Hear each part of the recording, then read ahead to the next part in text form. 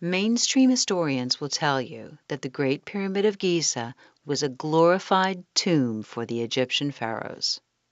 The only monument left of the original seven wonders of the world, this structure was created with impeccable mathematical precision and is a unique, mysterious feat of construction and of engineering.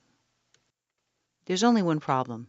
The Great Pyramid has none of the characteristics of tombs, including extravagant artifacts, ornate wall art, sealed entrances, elaborate coffins, or even mummies themselves. It was, however, built with unique materials, the same materials that are used today for electrical conductivity. These facts are leading more and more historians to believe the pyramids may have had a far more useful purpose. The Pyramid of Giza was not at all a tomb, but a power plant, generating and transmitting electricity to the civilization surrounding it. Impossible? Join the universe inside you for a closer look.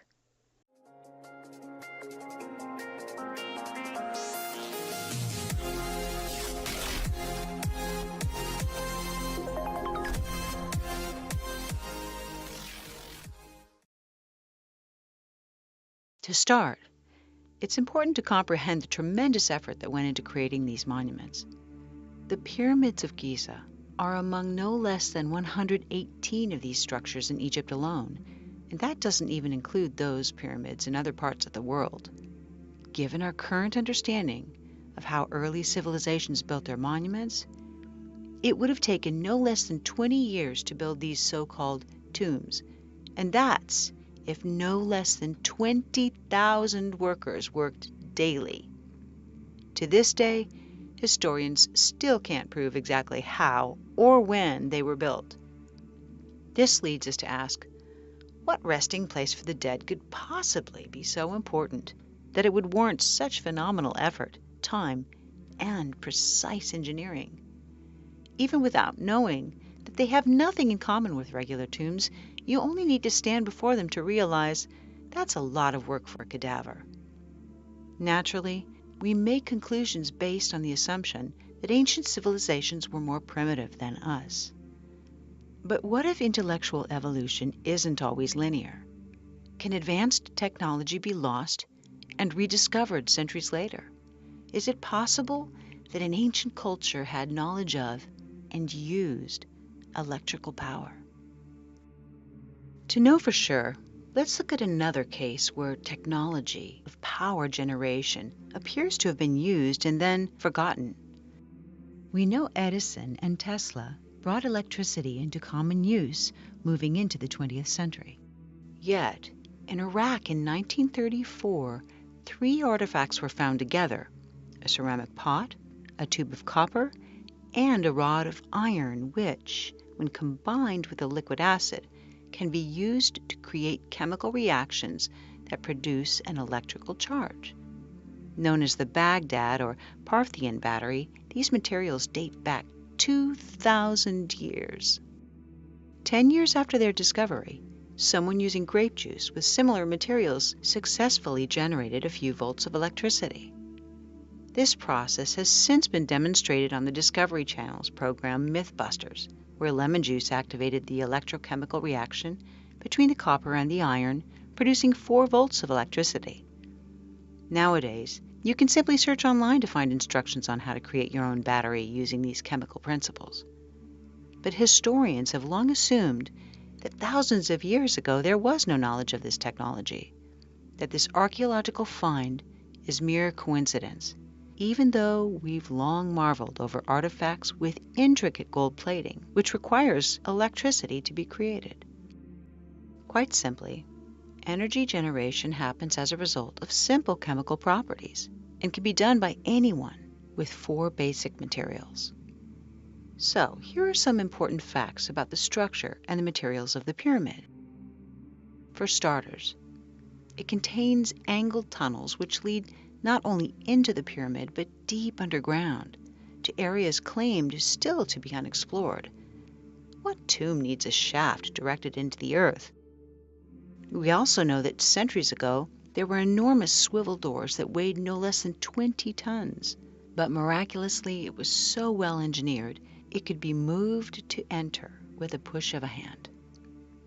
Since no Egyptian tomb has ever been found to be deliberately accessible, what was their interest in continuing to visit the mummies, or could such a door have served the purpose of perhaps containing and insulating the space inside?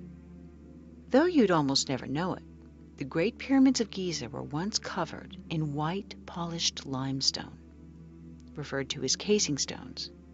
The cuts made in this reflective stone were angled perfectly, so it would have a smooth, flat appearance. This would have made the giant structures brightly reflect the light of the sun like a mirror. It also would have made perfect insulation inside the structure. A large earthquake in 1303 disrupted the casing stones, and they were removed to use on other structures.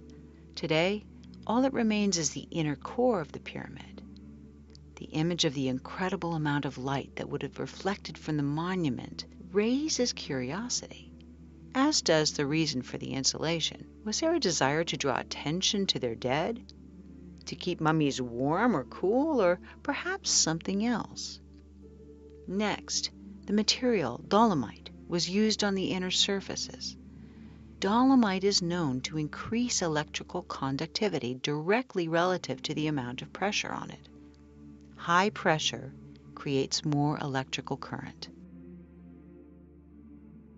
Next, lining the passageways and underground tunnels of the pyramids is granite, which is slightly radioactive.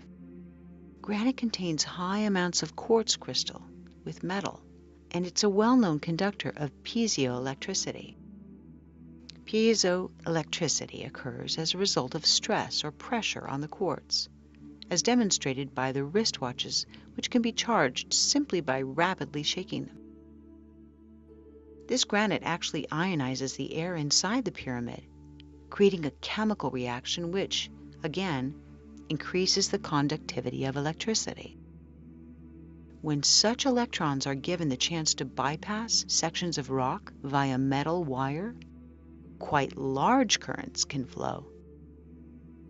Another important material used to construct them is the mysterious mortar, 500,000 tons of it, which holds the giant stones in place. Though it's been analyzed many times, modern technology has yet to exactly recreate this gypsum, which comes from sediment. This gypsum can withstand tremendous pressure and astoundingly is even stronger than the stones themselves. Clearly, it's contributed to keeping the monument intact for thousands of years. But could there be another reason why they used a material which could withstand such high pressure? So, limestone, dolomite, granite, supposedly constructed for a tomb, are, in fact, analogous to the exact materials we use to make electrical wires. They also share a relationship with pressure, which increases their electroconductivity. Just northwest of the Great Pyramid is the Serapeum. Here there are 20 huge granite boxes, each weighing 100 tons. Classic Egyptologists say these are coffins. Yet, the granite here came from 500 miles away, and each box is so large and so heavy that there's no possible way it could fit through the existing tunnels and entrances. These supposed sarcophagi were therefore somehow built into the structure with such precision they are within a 10,000th of an inch of being perfectly flat. In the meantime, any electrical engineer will explain that a container serving as an energy capacitor or battery must be made entirely of the same substance, so there's no interruption in the magnetic field. Could these boxes be just that? If so, there's a centuries-old granite sarcophagus on display in an Egyptian museum that's thought to be unfinished.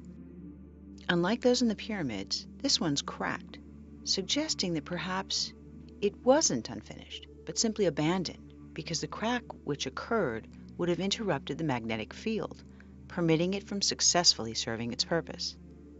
So there is clear evidence to support the possibility of an electrical use. Since these supposed sarcophagi are clearly way too large for a human being, the accepted theory is that they were, yes, believe this, bull coffins for the pharaoh's prized bulls. Makes you wonder who came up with the bull coffin theory. To add to the mystery, in 1993, a mysterious and inaccessible room was discovered after remaining hidden for thousands of years. Appearing to have deliberately been concealed by the structure's engineers, the room came to be called the Queen's Chamber and was finally explored in 2011 with a small remote camera to reveal a long-lost mummy? Hardly.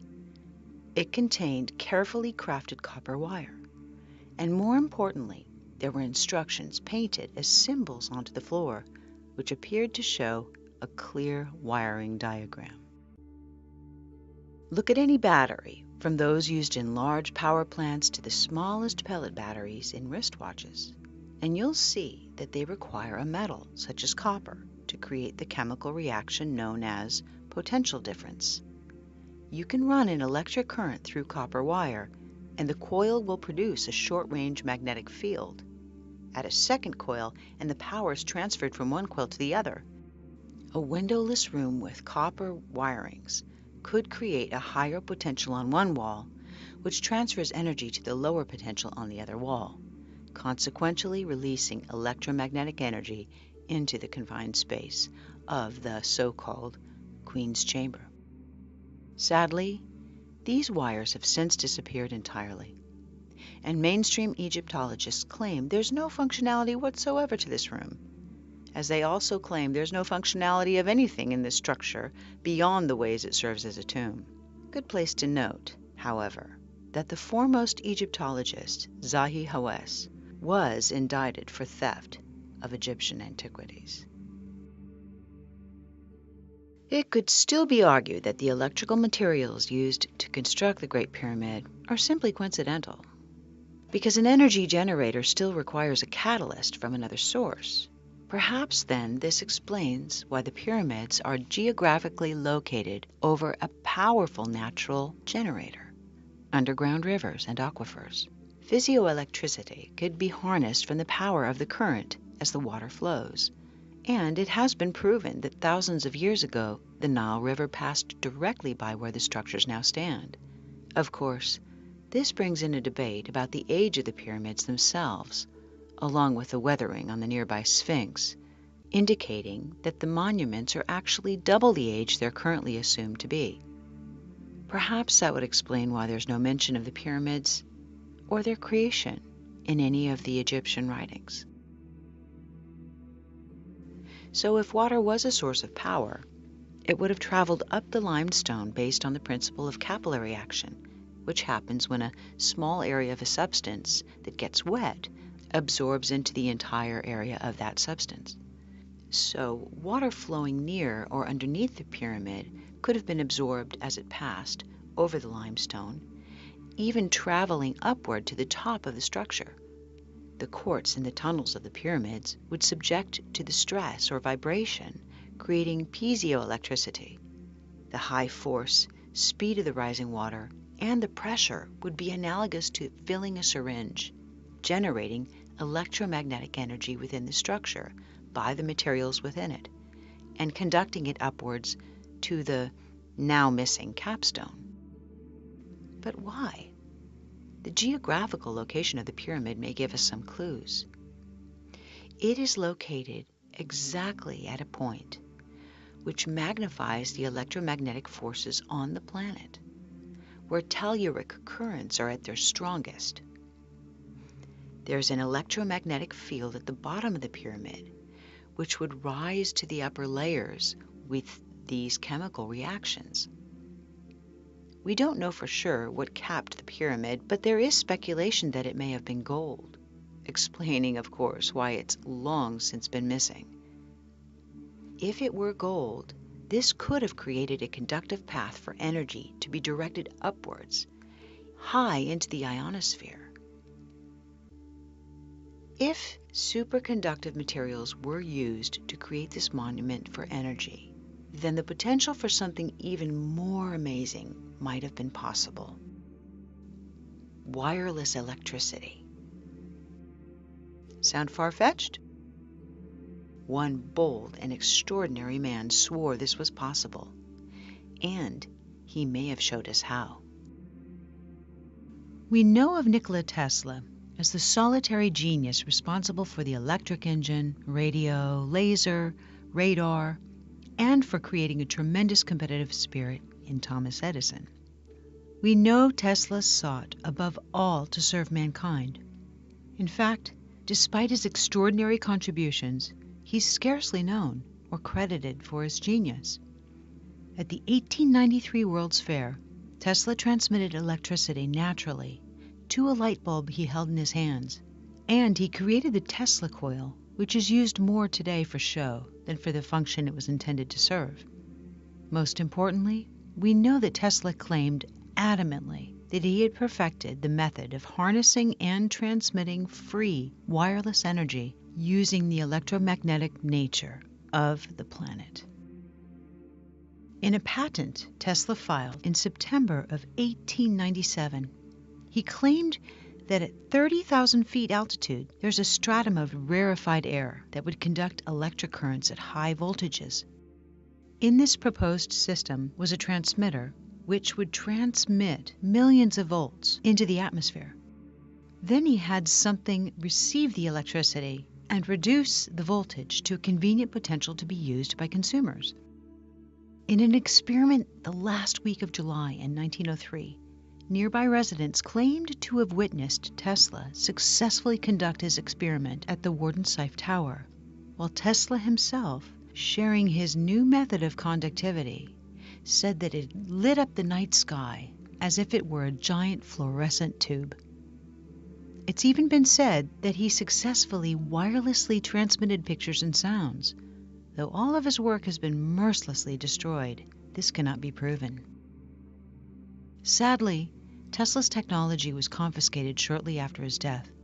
He died in poverty, and the U.S. government destroyed his tower, claiming it was being used by German spies.